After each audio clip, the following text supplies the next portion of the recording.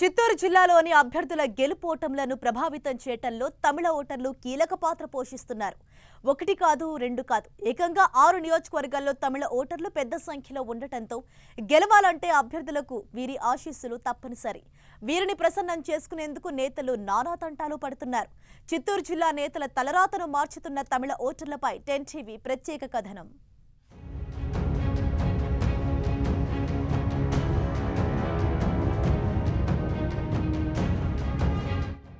తమిళనాడుతో సరిహద్దును పంచుకుంటున్న చిత్తూరు జిల్లాలో తమిళ ఓటర్ల ప్రభావం గణనీయంగా ఉంది.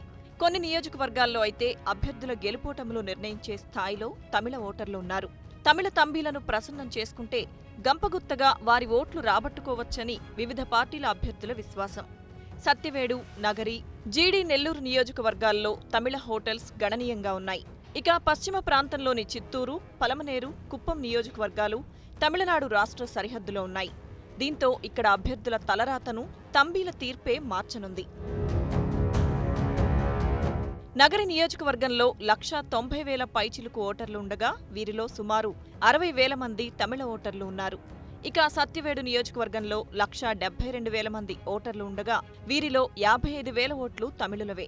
అలాగే జీడి, నెల్లూరు, చిత్తూరు నియోజకవర్గాల్లో 50 నుంచి 55,000 ఓట్లు తమిళులవే.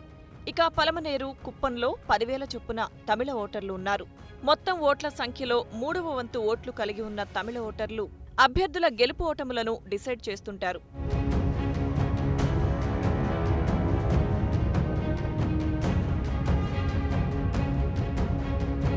తమిళ ఓటర్లను ఆకర్షించేందుకు ఎన్నికల బరిలో ఉన్న అభ్యర్థులు నానా తంటాలు పడుతుంటారు. ముఖ్యంగా తమిళ ఓటర్లతో తమిళంలోనే మాట్లాడడానికి ప్రయత్నిస్తారు. తమిళులకి ఆ భాషపై ఉన్న మక్కువ తెలిసిందే. ఈ కారణంగానే తమకు ఓటు వేయాలంటూ అభ్యర్థులు తమిళంలోనే అభ్యర్థిస్తారు.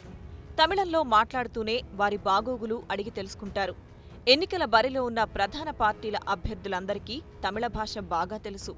నగరిలోని తమిళ ఓటర్ల మద్దతు కూడగట్టుకునేందుకు వైసీపీ అభ్యర్థి రోజా తన భర్త సెల్వమణిని వెంటబెట్టుకుని ప్రచారానికి వెళ్తున్నారు.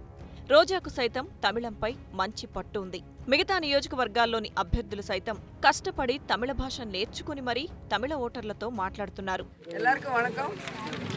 April 11th தேர்தல் உங்க எல்லாருக்கும் தெரியும்.